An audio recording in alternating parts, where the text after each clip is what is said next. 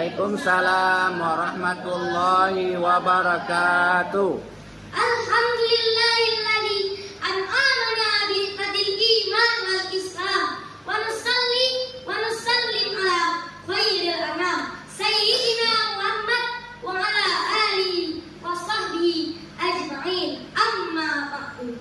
Sedalam syukur setinggi puji hanya kepada Allah Rabbul Izzati, penguasa alam jagat raya ini, yang karenanya kita masih bisa berkarya sampai hari ini.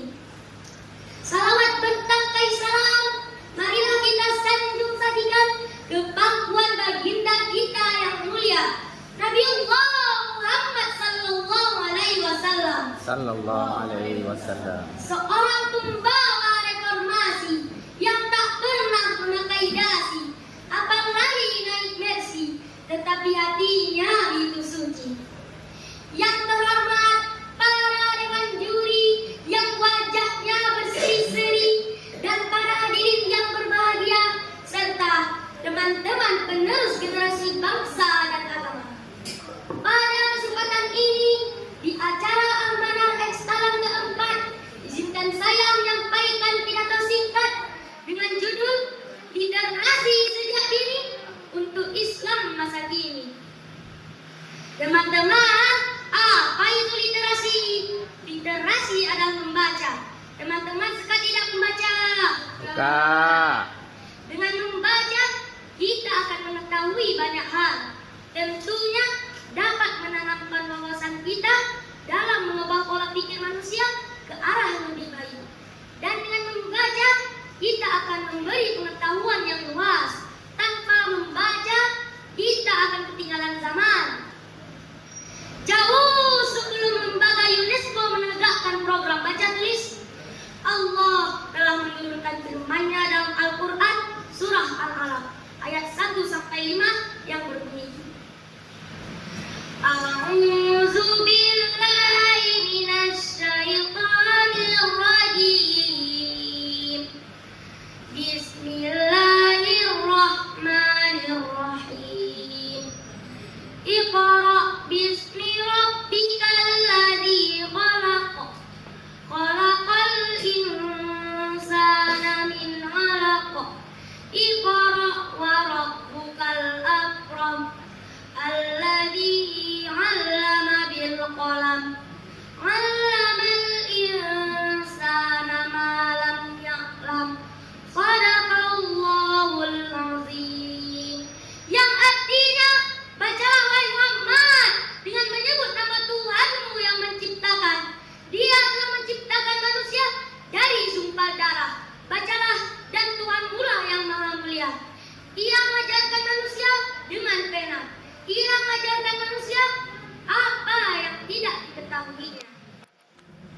Teman-teman dan para hadirin yang dimuliakan Allah, subhanallah, perintah membaca sudah ada pada zaman Rasulullah ketika menerima wahyu pertama di Gua Hira.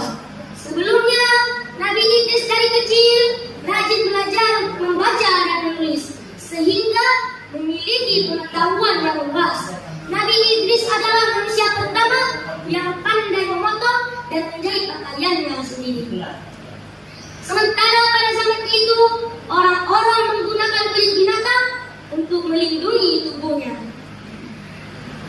Teman-teman, masih rahukah kita untuk rajin membaca? Tidak. Selain membaca buku-buku, dalam agama Islam sudah diajarkan kita untuk rajin membaca, menulis, memahami, dan mengamalkan kandungan Al-Quran. Karena sumber ilmu, segala ilmu ada dalam Al-Quran. Dan Al-Quran juga memberi syafaat bagi para pembacanya.